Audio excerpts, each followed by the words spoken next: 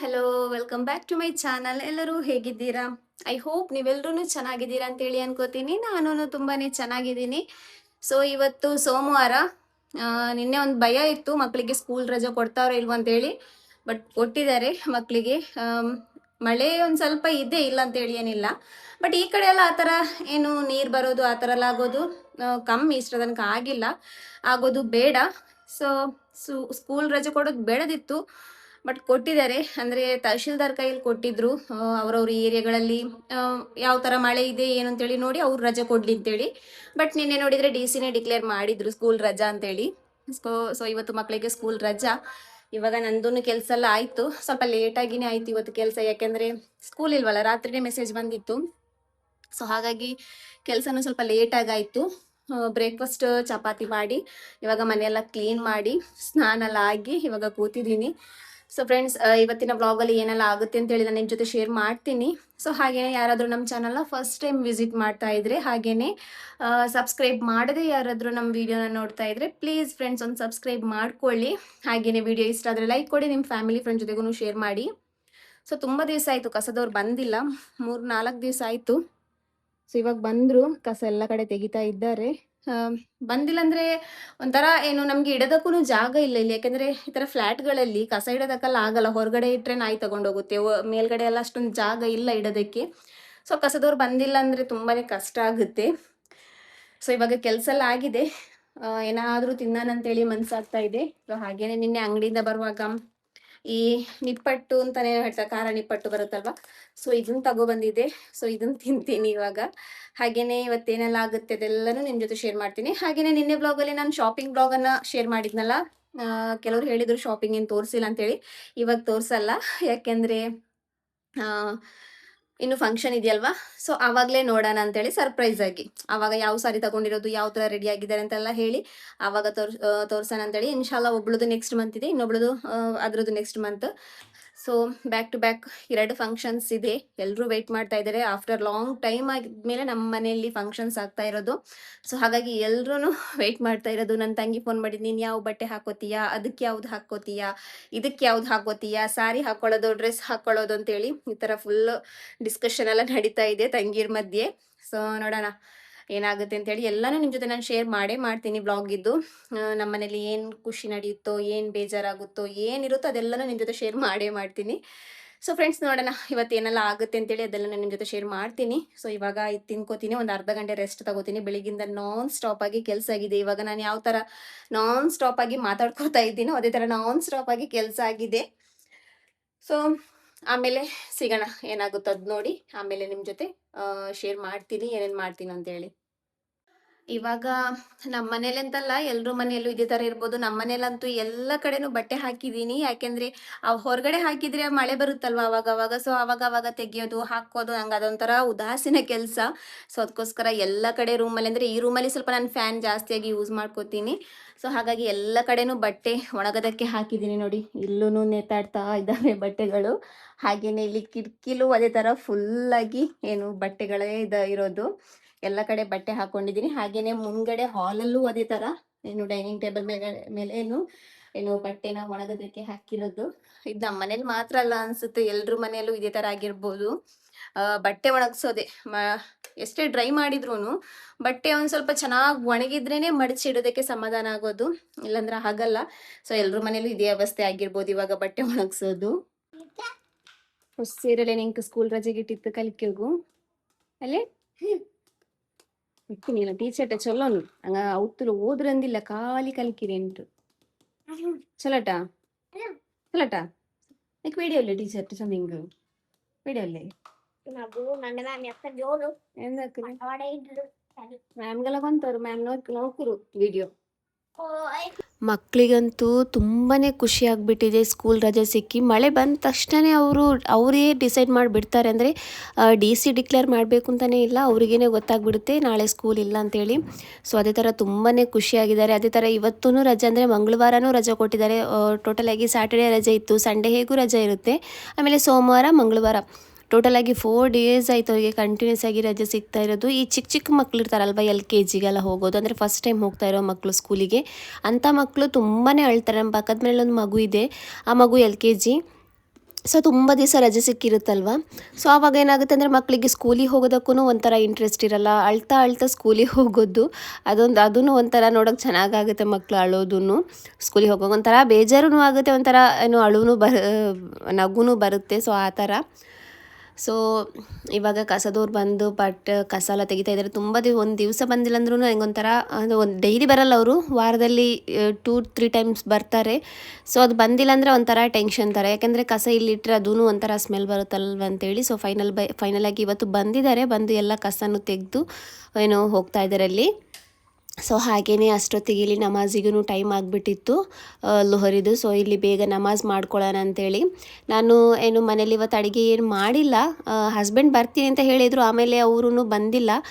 So ಹಾಗಾಗಿ ಅಡುಗೆ ಏನು ಇಷ್ಟೊತ್ತು ಮಾಡೋದಕ್ಕೆ ಹೋಗಿಲ್ಲ. ಅಷ್ಟೊತ್ತಿಗೆ ನಮ್ಮ ಅಪ್ಪಂದು ಕಾಲ್ ಬಂತು, ಇಲ್ಲಿ ಫಿಶ್ ಕರಿ ವೆಜ್ ಕರಿನೂ ಫಿಶ್ ಇದು ಗಸಿ ಥರ ಮಾಡಿದ್ದೀವಿ, ಇಲ್ಲೇ ಬಂದು ಊಟ ಮಾಡ್ಕೊ ಅಂತೇಳಿ. ಸೊ ಅದಕ್ಕೋಸ್ಕರ ನಾನು ಏನು ಮಾಡಿದೆ ಅಂದರೆ ಇವತ್ತು ಮಧ್ಯಾಹ್ನ ಅಡುಗೆಗೆ ಏನೂ ಮಾಡಿಲ್ಲ, ಅಲ್ಲೇ ಹೋಗಿ ಊಟ ಮಾಡ್ಕೊಳ್ಳೋಣ ಅಂತೇಳಿ ಆವಾಗಲೇ ಹೋಗ್ತಾ ಇದ್ದೆ. ನಾನು ಮಕ್ಕಳು ಮನೇಲಿಲ್ಲ ಅಂದರೆ ಮಕ್ಳಿಗೆ ರಜೆ ಇದ್ರಲ್ಲ ಬೇಗನೆ ಹೋಗ್ತೀನಿ, ಅಂದರೆ ಅಮ್ಮನ ಮನೇಲಿ ತಂಗಿರಲ್ಲ ಇದ್ದರೆ ಬೇಗನೆ ಹೋಗ್ತೀನಿ. ಬಟ್ ಇವತ್ತು ನನ್ನ ಮಗಳಂತೂ ಪಕ್ಕದ ಮನೆಯವ್ರ ಹತ್ರ, ಅಂದರೆ ಪಕ್ಕದ ಮನೆ ಮಕ್ಕಳಿದಾರಲ್ವ, ಸೊ ಅವ್ರ ಹತ್ರ ಆಟ ಆಡೋದ್ರಲ್ಲಿ ತುಂಬಾ ಬ್ಯುಸಿ ಇದ್ದಾಳೆ, ಎಷ್ಟೇ ಕರೆದ್ರೂ ಬರ್ತಾನೂ ಇಲ್ಲ. ಸೊ ಅವಳೂ ಒಟ್ಟಿಗೆ ಕರ್ಕೊಂಡು ಹೋಗೋಣ, ಮಧ್ಯಾಹ್ನ ಊಟ ಟೈಮ್ ಆಗುವಾಗಲೇ ಹೋಗೋಣ ಅಂಥೇಳಿ ಇವಾಗ ನಮಾಜೆಲ್ಲ ಆಗಿ ಇವಾಗ ಮನೆಗೆ ಹೋಗೋದಕ್ಕೆ ರೆಡಿ ಆಗ್ತಾ ಇದ್ದೀನಿ.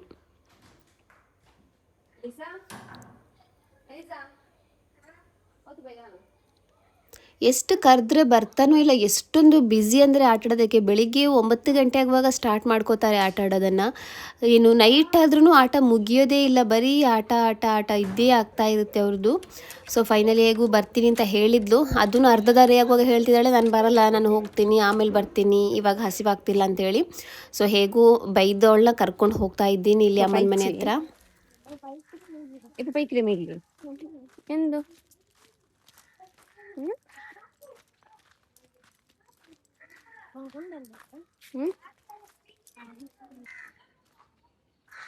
ಪ್ಯಾರಂಕಾಯ ಎಲ್ಲ ಖಾಲಿಯಾ? ಎಲ್ಲ ಖಾಲಿ, ಎಲ್ಲ ಖಾಲಿ ಇರು.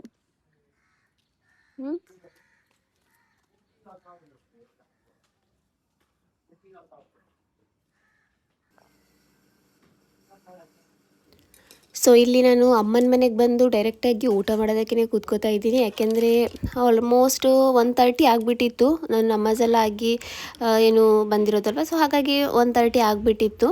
ಸೊ ಫಸ್ಟ್ ಬಂದ ತಕ್ಷಣವೇ ಊಟ ಮಾಡ್ಕೋತಾ ಇದ್ದೀನಿ. ಇಲ್ಲಿ ನಮ್ಮಮ್ಮ ಬೀನ್ಸ್, ಮಂಗಳೂರು ಸೌತೆಕಾಯಿ ಇದೆಯಲ್ವ ಅದು, ಆಮೇಲೆ ಕೌಳು ಅಂತಾರಲ್ವ, ಅದಕ್ಕೆ ಕನ್ನಡದಲ್ಲಿ ಏನು ಹೇಳ್ತಾರೋ ಗೊತ್ತಿಲ್ಲ. ಸೊ ಅದನ್ನು ಹಾಕಿ ಇಲ್ಲಿ ಸಾರು ಮಾಡಿದರು. ಬಟ್ ನಾನು ಕೌಳು ಇದೆಯಲ್ವ ಅದನ್ನು ತಿನ್ನಲ್ಲ, ಸೀ ಫುಡ್ಡಲ್ಲಿ ಅದೇ ಒಂದು ತಿನ್ನಲ್ಲ, ಬಾಕಿ ಎಲ್ಲ ತಿಂತೀನಿ.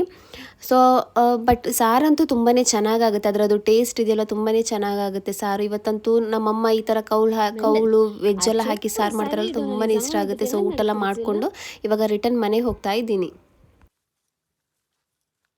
ಸೊ ಅಮ್ಮನ ಮನೆಯಲ್ಲಿ ಆಲ್ಮೋಸ್ಟ್ ಎಲ್ಲನೂ ಖಾಲಿಯಾಗಿದೆ. ಮರದಲ್ಲಿ ತುಂಬ ಅಂದರೆ ತುಂಬ ಇತ್ತು, ಸೀಬೆ ಹಣ್ಣಿದೆಯಲ್ವಾ, ಆಲ್ಮೋಸ್ಟ್ ಎಲ್ಲ ಖಾಲಿ ಆಯ್ತು. ಇವಾಗ ಒಂದೊಂದೇ ಸಿಗ್ತಾ ಇದೆ. ಎಷ್ಟು ಸಿಗ್ತಾ ಇತ್ತಂದರೆ ತುಂಬ ಎಲ್ಲ ಮನೆಗೂ ಒಂದು 8-10 ಥರ ಈ ಥರ ಕೊಟ್ಟಿದ್ದೀವಿ. ಅದೇ ಥರ ನನ್ನ ತಂಗಿದು ಹಸ್ಬೆಂಡ್ ಅವ್ರ ಮನೆಗೆ, ಆಮೇಲೆ ನಾವೂ ಬೇಕಾದಷ್ಟು ತಿಂದಿದ್ದೀವಿ. ಇವಾಗ ಖಾಲಿ ಆಯಿತು, ಒಂದು ಸಿಕ್ತು. ಸೊ ಅದನ್ನ ತಿನ್ಕೊಂಡು ಇವಾಗ ಮನೆಗೆ ಹೋಗ್ತಾ ಇದ್ದೇನೆ. ಎತ್ತರ 2 ಓಕೆ, 2 ಸಿಕ್ತು. ಅದ್ರಲ್ಲಿ ಒಂದು ನಾನು, ಒಂದು ನನ್ನ ಮಗಳು ತಿನ್ಕೊಂಡು ಇವಾಗ ಮನೆಗೆ ಹೋಗ್ತಾ ಇದ್ದೀವಿ. ಇವ್ರಿಗೆ ಮದ್ರಸಕ್ಕೆ ಟೈಮ್ ಆಯ್ತು ಅಂದ್ರೆ ನಾ ತಿಂದ ಉಂಟಿಲ್ಲ ಇವ್ಡ.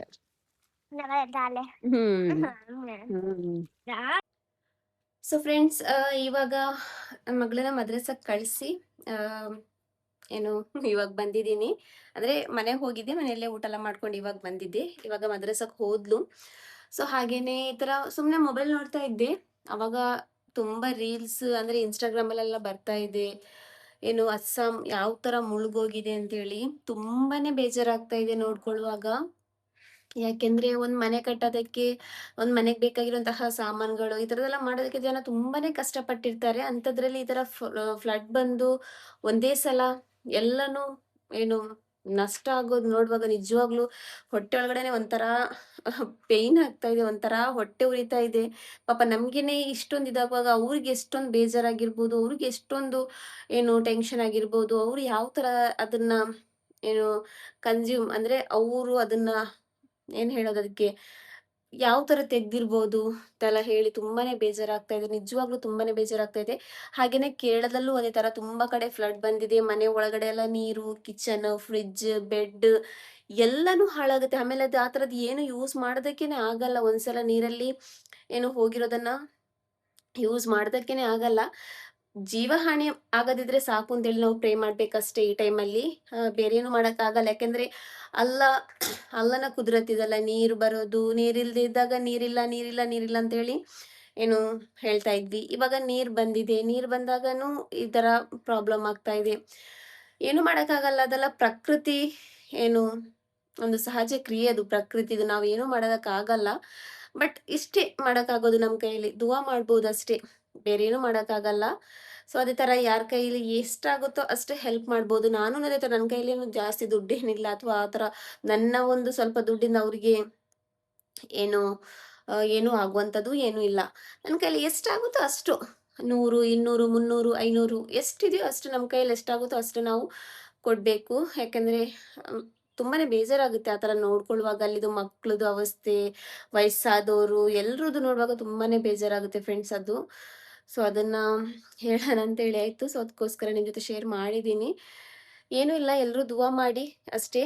ದುವಾ ಮಾಡೋದಕ್ಕೆ ಹೇಳಬೇಕು ಅಂತೇಳಿ ಏನೂ ಇಲ್ಲ, ಎಲ್ಲರೂ ಮಾಡ್ಬೋದು. ಒಂದ್ಸಲ ಈ ಮಳೆ ಬರಲಿ, ಬಟ್ ಈ ಥರ ಫ್ಲಡ್ ಎಲ್ಲ ಕಮ್ಮಿ ಆಗಲಿ ಅಂತೇಳಿ ದುವಾ ಮಾಡೋಣ. ಬೇರೆ ಏನೂ ಇಲ್ಲ ನಮ್ಮ ಕೈಯಲ್ಲಿ, ಅದೇ ಇರೋದು. ಸೊ ಎಲ್ಲರೂ ಸೇರಿ ದುವಾ ಮಾಡಿದ್ರೆ ಆಯ್ತಷ್ಟೇ.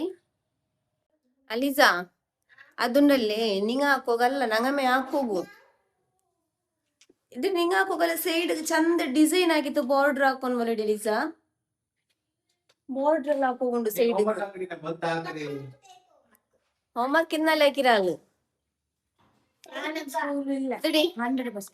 100% ಸ್ಕೂಲ್ ಇಲ್ಲ. ಅವ್ರು ಫ್ರಂಟ್ ಪೇಜ್ ಉಂಡಲ್ಲಿ EVS ಆಕ್ಟಿವಿಟಿ ಉಂಟು, ನಿಂದ ಪ್ರಾಜೆಕ್ಟ್ ಅದ್ರಲ್ಲಿ ಹಂಗ ಮೇಲೆ ಹಾಕಿ ಆಯ್ತು.